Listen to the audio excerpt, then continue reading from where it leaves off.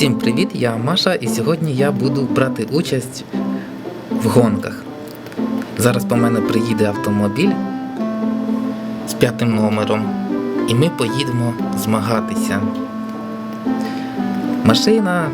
Машина, давай швидше їдь, ми спізнюємося.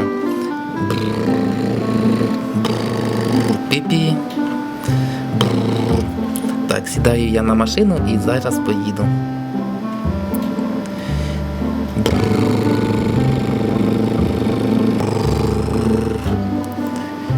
Привіт, машини, я Маша. Привіт. Я жовта машина, а я червона машина. Ми сьогодні будемо змагатися в перегонах, а слідкуватиме за фінішом туп-туп-туп-туп-туп-туп-туп-туп-туп-туп-туп. Всім привіт, я Медведь. Я буду слідкувати за переможцями. Ну що, розпочнемо, Маш? Ти готова? Так, я готова. Жовта і червона машини. Ви готові? Так, ми готові. Почнемо.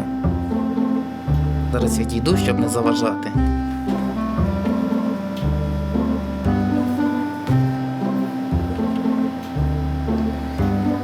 На старт. Увага. Руш.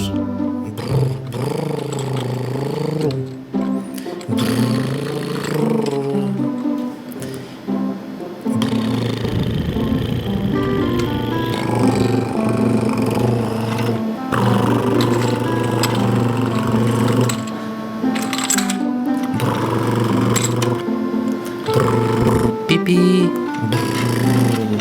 Ура, я перемогла. А де інші машини? Вони десь позаду їдуть, зараз приїдуть. Я жовта машина.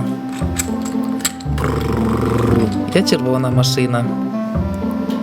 І сьогоднішній переможець у нас Маша на машині з номером 5. Ура! Я перемогла! Маша, я тебе вітаю з перемогою. Всім пока!